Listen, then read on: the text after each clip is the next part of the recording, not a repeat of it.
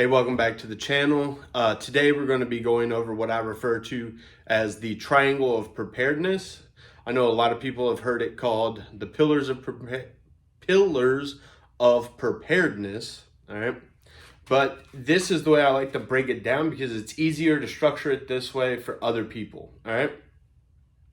Now, before we get into this, there are many different things that can fit into each one of these tiers, but these are just basic, understand like PowerPoints for each level. All right.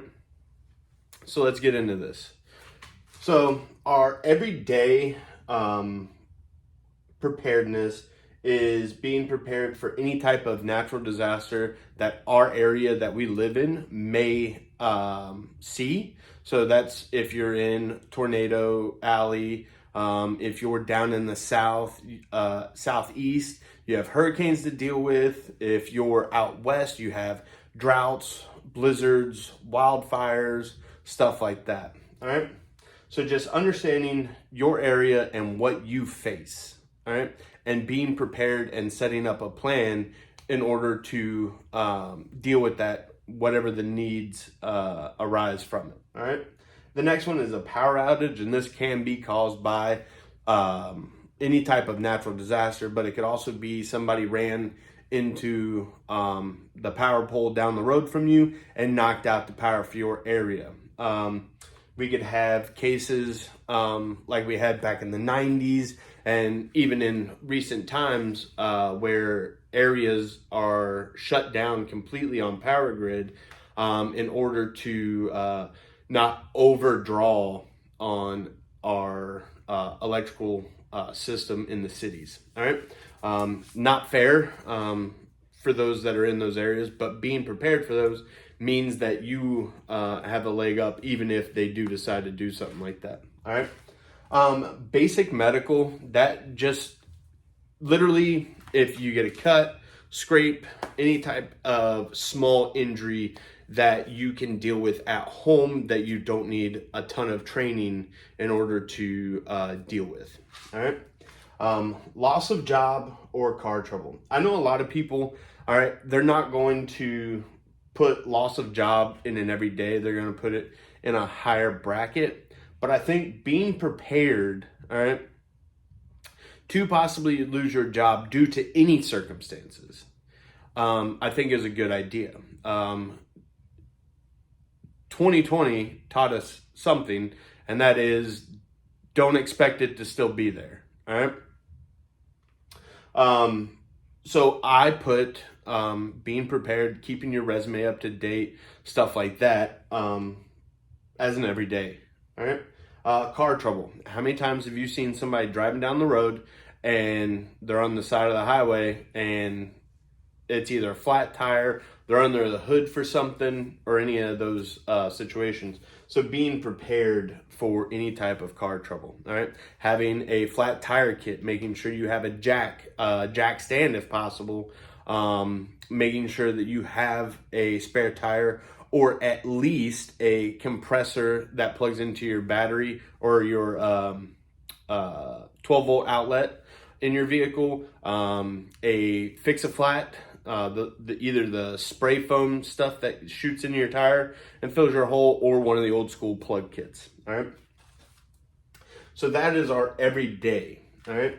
Now, in the more likely category that I have up here, so this more likely is still rare, but will happen before the very rare. All right. So that is an economic disaster, local issues, or advanced medical. All right. So economic disasters. All right. So we're talking about a 2008, a 2020, where something impedes you from being able to have a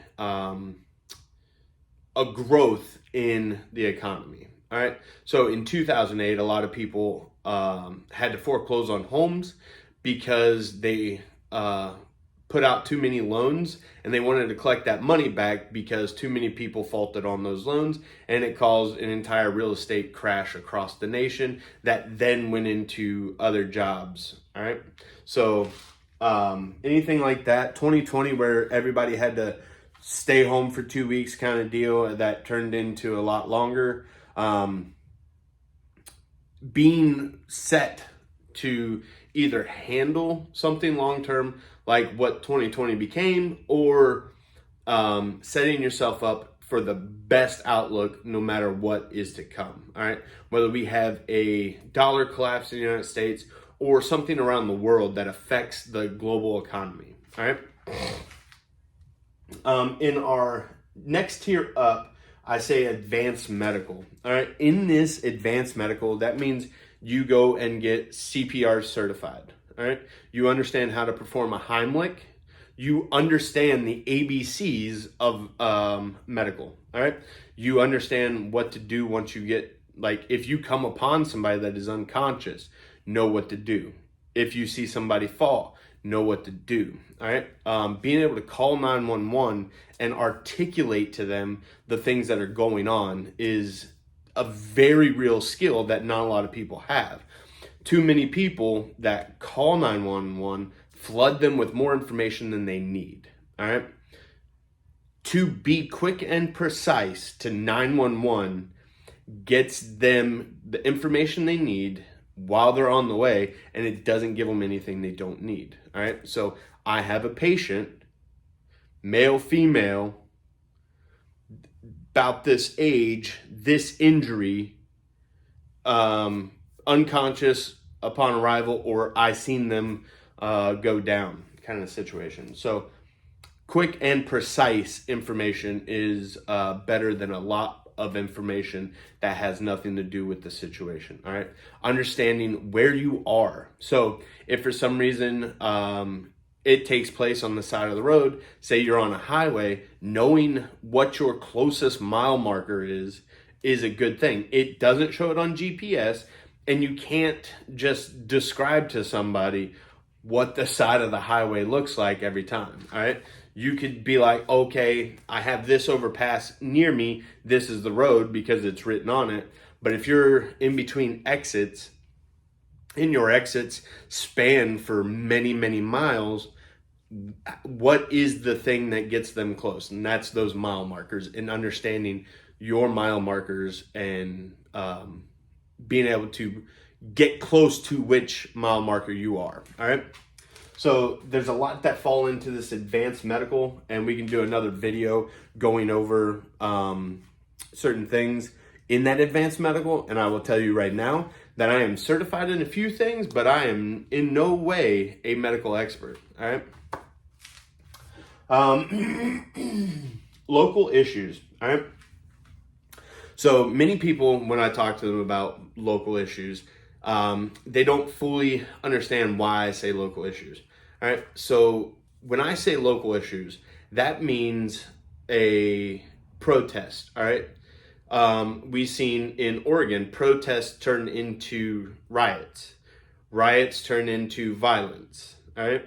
So if you live in an area that tends to see protests, it's more advantageous of you to be prepared for that in case it goes violent. Because you can be a part of a protest that you agree with, but as soon as it turns violent, you're not wanting to stay there and ramp up whatever is going on in that situation. You're wanting to, okay, this is not what I'm here for. Let's beat boots out of here kind of deal. So whether it's a climate change, gluing themselves down to a highway, stuff like that. Like, you should have alternate and contingent plans for getting home, getting to whatever destination you are trying to get to, no matter what it is. All right. We don't want to be impeded in our travel, because if we're impeded in our travel, then we risk being stuck in a situation that we don't want to be stuck in. All right. Another thing that can be local issues is being stuck in a natural disaster on the side of a highway with car trouble. All right. And that local issue is now a blizzard. All right. That local issue has become I-95 a couple years ago, when the entire thing got shut down and people were stuck out there overnight and for a longer period of time. All right. Getting things in your vehicle for those things will help you in other local issues. All right. So that is our more likely, but still on the rare side of things. All right. Now, in this very rare thing is your more than likely not going to happen, but we can't say 0% chance. All right. So that's World War III, Civil War, and the fun one, zombies. All right. So I know a lot of people that zombies became the cool thing to get prepared for. Having a zombie plan was the cool kid thing. All right. And that's well and great. Whatever gets you in that mindset. All right. But the more likely scenarios we will face is a World War III or a Civil War situation. All right. In this day and age, we are more likely on the brink of World War III with Israel, Gaza, Iran, freaking China, Taiwan, and then Russia, Ukraine. All right. So we are in the economic World War III, not necessarily the military World War III. All right. So this is more likely than every other scenario that is in the very rare, but it is still so rare that you should still be working on your lower tiers before worrying about being prepared for World War III. All right. Because most of your things, if you build from here to here, you get to that level of being able to deal with whatever the very rare thing is.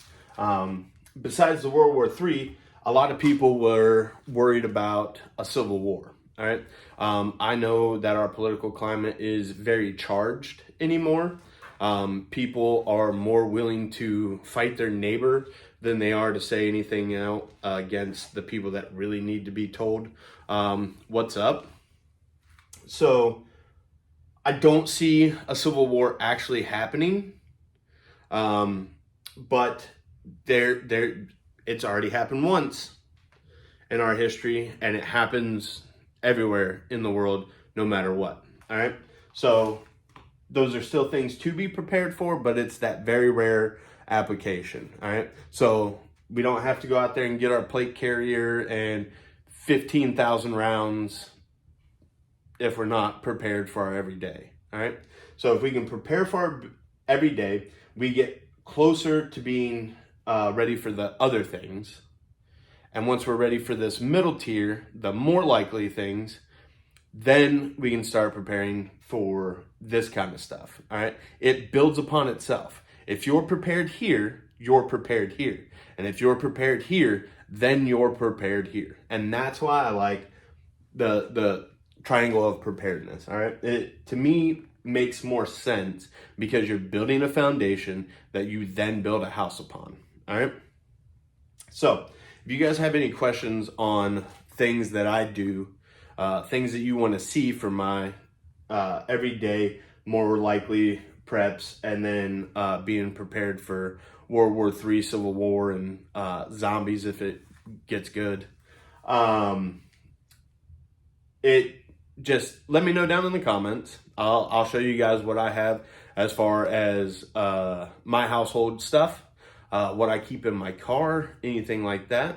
I hope you guys enjoyed the video. Happy Marine Corps birthday. Happy Veterans Day. Love you guys. See you in the next video. God bless.